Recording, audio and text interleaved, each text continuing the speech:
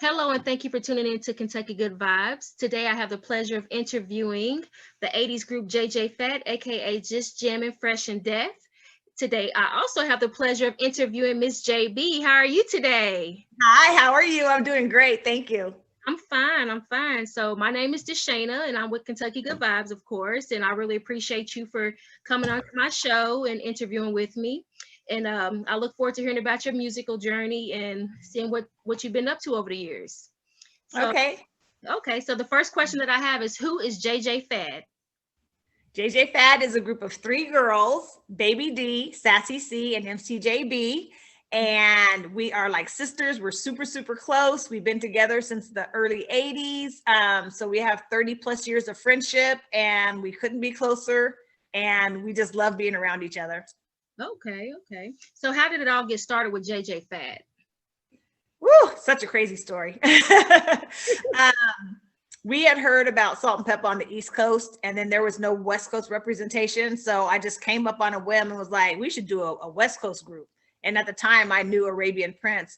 He was formerly of NWA. So he's like, let's do it. And I was like, okay. So I held auditions in my mom's den. Oh, okay. And then that's how I hooked up with Baby D. And then a little later, we met Sassy. But yeah, it all started just on a whim. Okay, so you all didn't know each other prior. You only knew one person in the group prior to starting the group? Yeah, I didn't really know her, but me and her cousin were best friends. Okay. And Baby D's younger than us, so I didn't really know her. So I met her that night. So okay, and then it was uphill from there. Yep. Okay. So you were signed to Ruthless Records by Eazy-E, correct? So Yes. how did you all get discovered? Arabian Prince played the music for Rudy Pardee of the LA Dream Team. And he put the song out on Dream Team Records when there was 5 original girls. And Eric, Eazy, liked it and wanted a girl group for his label. So he talked to Rudy, and then the next thing we know, we weren't on Dream Team anymore. We were on Ruthless. Okay. So what was the first thing you did when you signed and signed to the record label? We were so excited, and we got to meet all the guys from NWA before they were really NWA. And it felt like a family. We felt at home. We scrubbed Supersonic and did it all over again with Dr. Dre at the helm. So, there's 2 versions out there somewhere, but the one with the biggest bass is Dre's. So, because he's known for that bass. But yeah, so we just redid the song, and then he produced the whole album after that. Okay, so who wrote the song? We did. Okay, so everybody collaborated on the song? Yes. Yes. Okay, so who wrote the lyrics? Hit it, baby D, I'm like skimming it. Who wrote all that? Everybody wrote their own fast rap. Okay. Yeah. So was that part of the, did you all like intentionally say, I want to write this song and this is how we should do it, or it just fell together? It just all came together? Like, it just all kind of came together. We all had an idea of what we wanted to talk about and just kind of did it that way. Okay, so you all sold over 400,000 copies independently until Eazy-E and what was it, Jerry Heller? Yes. Had signed you all to the label. How was that experience, like transitioning from being independent to being under someone's label? It was a good experience. Like I said, it was just a huge family. It felt like home to us. Okay. Just the vibe in the studio and the camaraderie we had with everybody just felt like that was where we were supposed to be. Okay. So what has been your most memorable moment, like in the industry? Like probably being nominated for a Grammy and getting to go to the Grammy Awards. Oh, cool. So how was that feeling? That was awesome. It was awesome. It was a lot of fun. We were excited to go because we were very, very young, but there was some stigma behind that whole Grammy Awards because it just happened to be the very first year that the rap category was introduced to the Grammys, and the Grammy company decided that they weren't going to televise it. Oh, wow. So the other nominees that were nominated that year decided to boycott. And our group and Kumo D decided to go. Okay. So it was kind of bittersweet. Like, it was fun being at the Grammys, but then we were like, maybe we should have joined the boycott. But we were like, this probably will never happen again. And it didn't. So in looking back, we're glad that we got to have that experience because we never got to have it again so far. We might have it again. But so, you know, we feel like we made the right decision, but then again, but those were our peers, you know, and we should have probably joined with them in the boycott. But Kumo D and us decided that rap needed to be represented in some way. So that's why we went.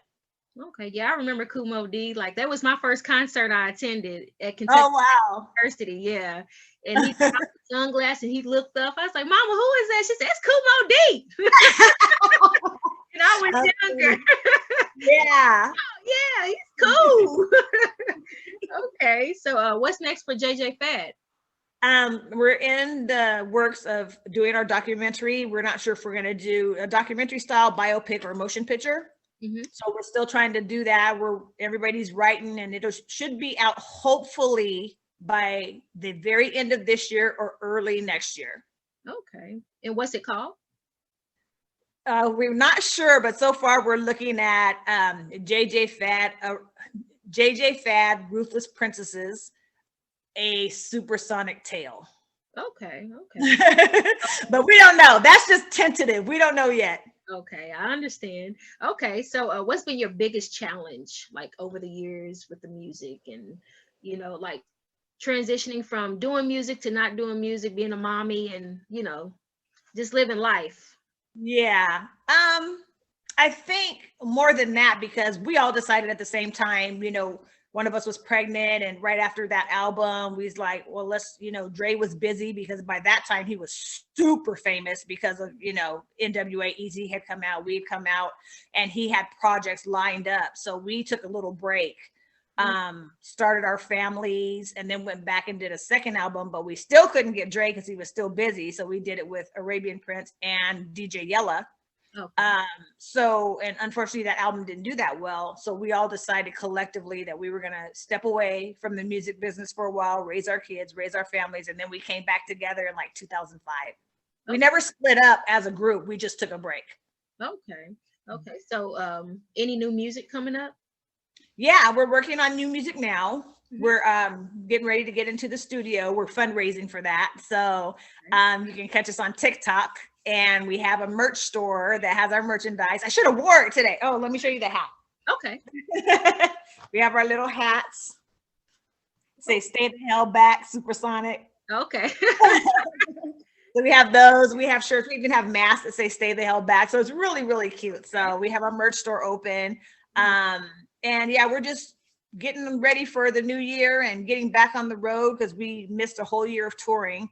Yeah. So we're just excited to get back out there. Yeah, I'm sure a lot of people's excited to get back out there. I can't wait for this pandemic to be over. I know. A lot of people's schedules been changed tremendously. Yes.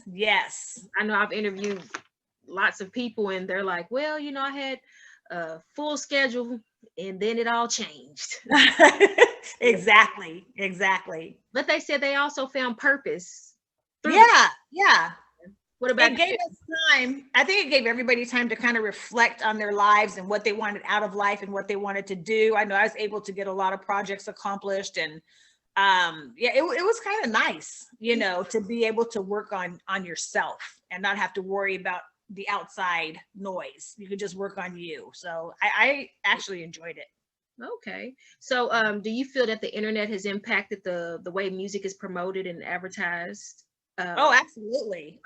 You started, of course. Yeah, it's a lot different. You know, with the streams, and people really don't buy music anymore. They download. There's just a huge difference in the way the music business is now. Yeah. So you went from, what was it, cassette tapes to vinyl. Vinyl. Cassette. Yeah. And, what was it? CDs. The great big world of the internet. Yes. We went through all the phases. She said vinyl. You left out vinyl. Okay, so I can remember growing up and trying to memorize all the lyrics to Supersonic. So can I get you to do your part of the Supersonic? You put me on the spot like that. All these years, I thought I was singing saying it right. And then I listened to it again, like real close to the other day. I said, oh man, I've been having it wrong all these years. What part? So I was like, hit it, baby D. I'm light skinned, devastated, emulated, populated. Oh. Yeah, I said it wrong too. Yeah. Emulated, populated. It's like, I guess that's what they said. But you know, black folks, we just say whatever we think. Right. Okay, so go ahead, please. I need my girls to do that. Okay. So you know what? It's awkward, to be honest with you. Like, I would totally do it for you, but it's awkward to do that on Zoom because there's such a delay that it sounds funny and it just wouldn't sound right. Okay, that's fine.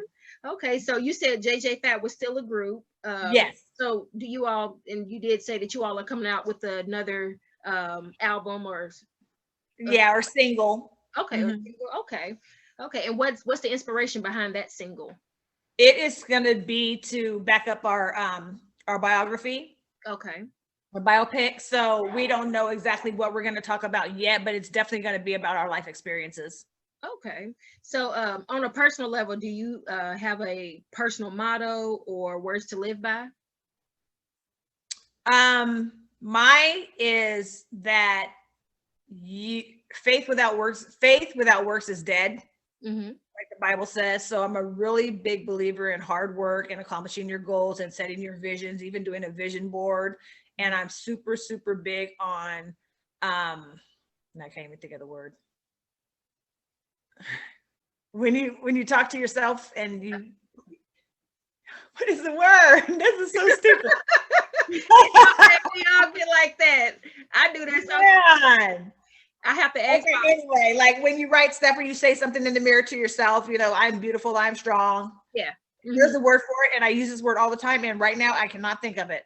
It'll come to you, whether you're on camera, you be like, dang on it. I knew affirmations. That's the word, affirmations. I like to do self affirmations, you know, just to make sure that you are feeding your body and your mind with positive energy.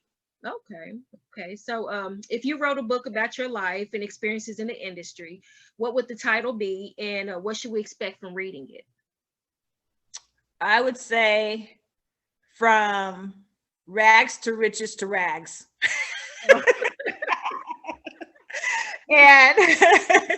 And that's only because, and not really in the sense that like we're poor, not in that instance, but just in the instance that you start off one way as a teenager, then you go to the sky and you have all of this money, then you have no clue what to do with.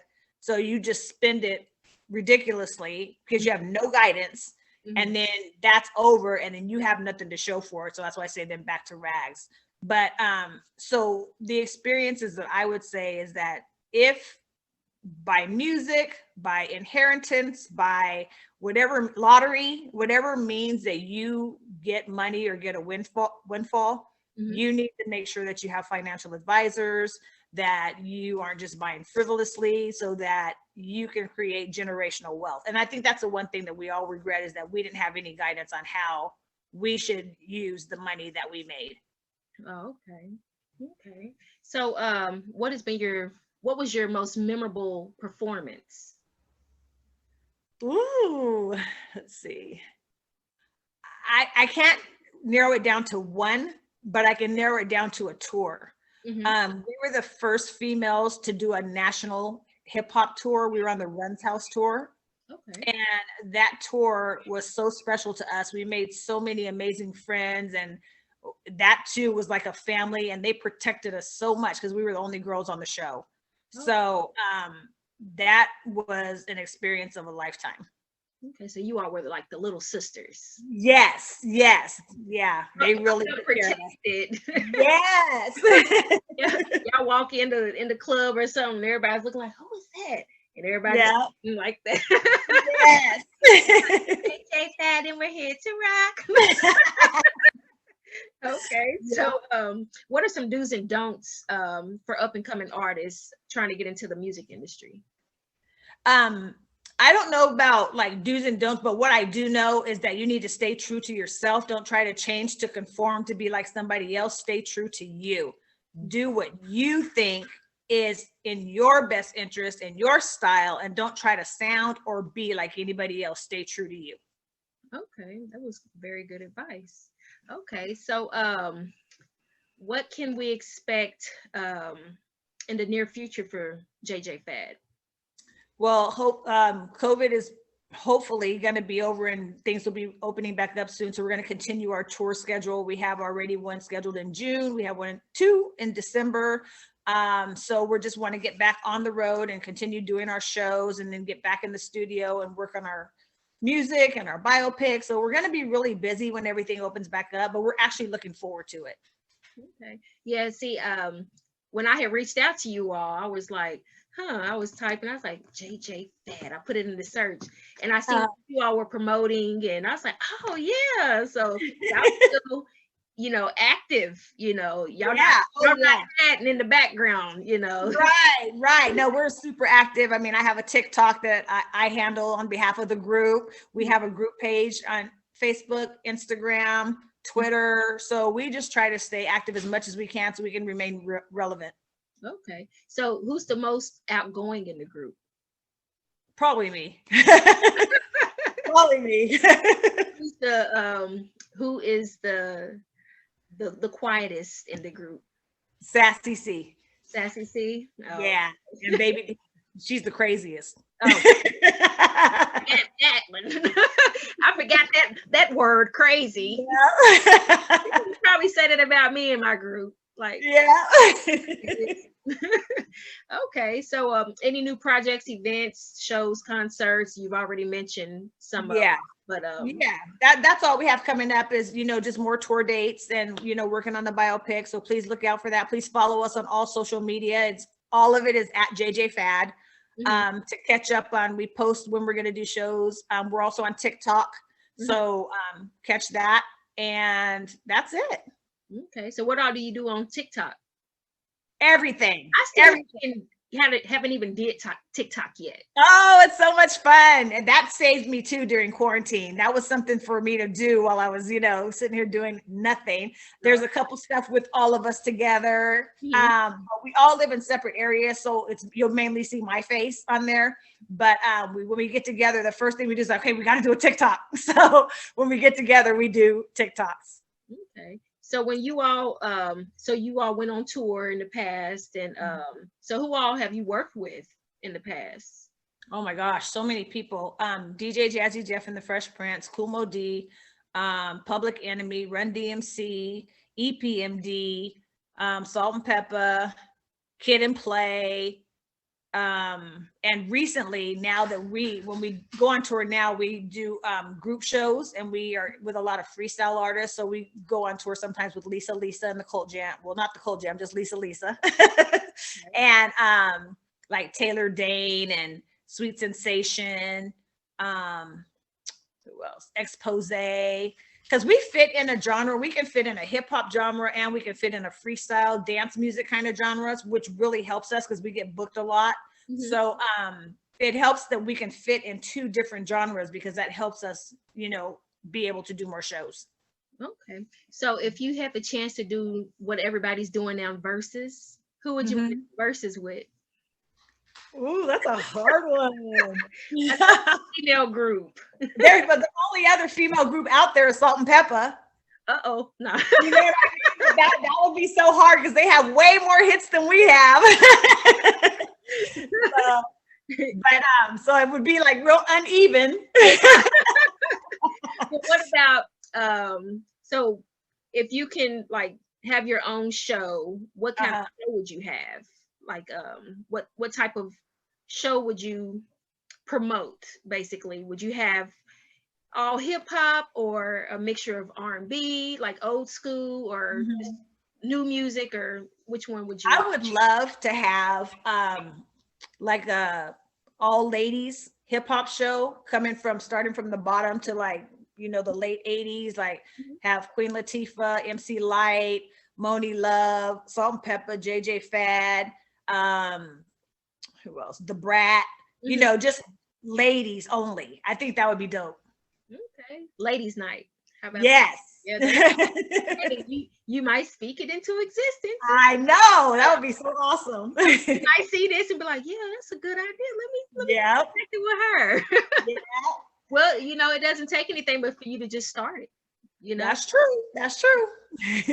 Start it. So yeah. But I really enjoyed our interview, and I really Thank appreciate you for taking the time out of your day to interview with me here at Kentucky Good Vibes. And I look forward to following up with you all, and I will definitely follow you all on Facebook. And I'm still trying to get into TikTok. Okay.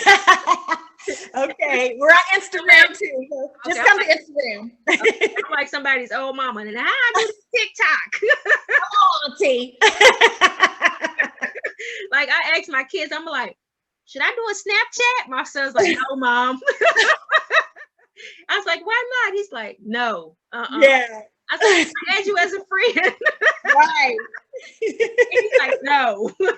Right. Okay, well, I appreciate your time, and I look forward to following up with you in the near future. Thank you. Thank you for having me. I appreciate it. Thank you so much. Okay.